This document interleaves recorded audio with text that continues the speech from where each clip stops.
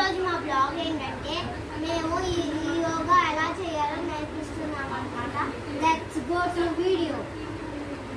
First మనం ఇలా పెట్టుకొని ఇలా 5 minutes 2 minutes చేయాలన్నమాట.